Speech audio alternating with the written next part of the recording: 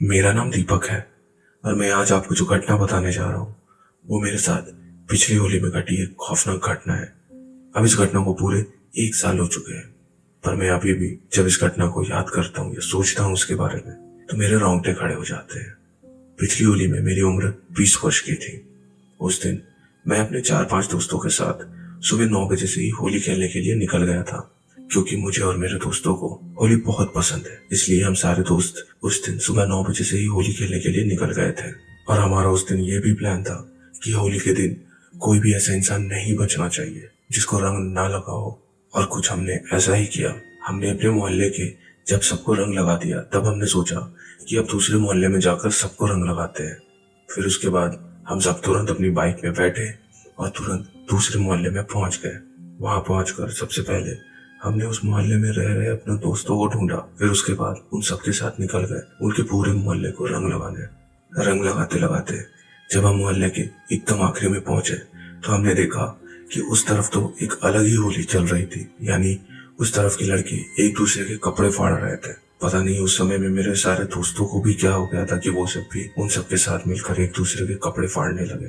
पर मैं दूर से ही खड़े खड़े उन सबको देखे जा रहा था, क्योंकि मुझे अपने कपड़े नहीं फड़वाने थे, क्योंकि मैं दूसरे मोहल्ले में आया हुआ था और मुझे यहाँ से फटे हुए कपड़ों में जाने में बहुत शर्म होती है। इसलिए मैं दूर से ही खड़े खड़े सबको देखे ही जा रहा था। पर जब उन सब ने एक दूसरे के सारे कपड़े फाड़ दिए तभी उनमें से एक की नजर मेरे ऊपर पड़ी तो उसने सबको तुरंत बता दिया। फिर उसके बाद वो सब मेरी तरफ आने लगे, पर मैंने भी सोच लिया था कि मैं अपने कपड़े तो फड़वाऊंगा नहीं। इसलिए मैं सीधा अपने पीछे जो खंडर था उसकी तरफ भागने लगा। पर तभी वो सब मुझे पीछे रोकने के लिए आवाज लगाने लगे, पर मुझे लगा वो सब मेरे कपड़े फाड़ने के लिए मुझे रोक रहे होंगे। इसलिए फिर उसके बाद मैं सीधा उस 3 मंजिल के खंडर की छत की तरफ भागने लगा।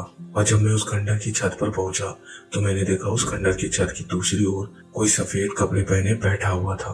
उसको देखकर मैं यही सोच रहा था कि ये है कौन, 11 बजे तक एकदम साफ सुथरा बैठा हुआ है। इसलिए मैंने उसके पीछे से ही आवाज लगाई और कहा, अरे कौन हो भाई जो होली के दिन भी साफ सुथरा बैठा हुआ है।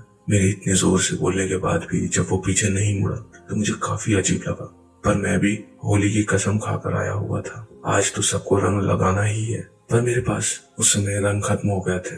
इसलिए मैंने उस खंडर की छत से नीचे झांक कर देखा तो वो सभी अभी भी वहीं पर ही खड़े हुए थे।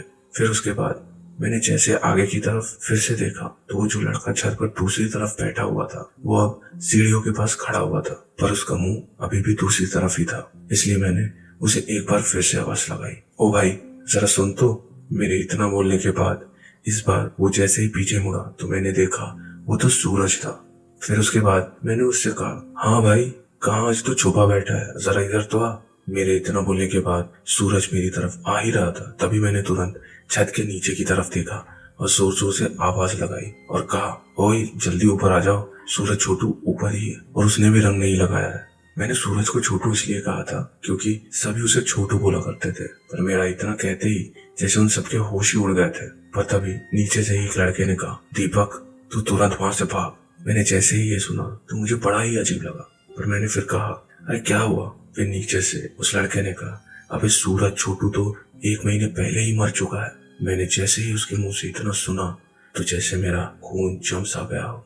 फिर भी मैं डरते हुए जैसे पीछे मुड़ा तो मैंने देखा कि अब सूरज का चेहरा पूरा भयानक और सफेद हो गया था। मैं उसे डरे डरे देखे ही जा रहा था। तभी सूरज मेरी ओर बढ़ने लगा। वो जैसे ही मेरी ओर बढ़ रहा था वैसे वैसे मेरे दिल की धड़कन भी तेज होती जा रही थी। फिर उसके बाद वो मेरे एकदम सामने आकर खड़ा हो गया और मुझे घूरने लगा और मैं भी उसे डरे डरे बस देखे ही जा रहा था। पर उस समय मेरे दिल की धड़कन इतनी तेज हो गई थी कि मुझे उस समय चक्कर से आने लगे थे और देखते ही देखते मेरी आंखों के आगे पूरा अंधेरा सा हो गया था। और फिर जब मेरी आंख खुली तो मुझे मेरे साथ के सभी लड़के घेर के खड़े हुए थे और वो सब मुझे उठाकर खंडर के नीचे ले आए थे। फिर उसके बाद मैंने उन्हें सारी बात बताई तो फिर उन्होंने मुझे बताया कि मैं छत पर ही बेहोश हो गया था। शायद मैं सूरज को देखकर इतना डर गया था कि मैं वहीं बेहोश हो गया था। पर वैसे अब इस बात को पूरे 1 साल हो चुके हैं, पर अभी भी जब मैं उस घटना को याद भी करता हूँ तो मेरी रूह से कांप जाती है।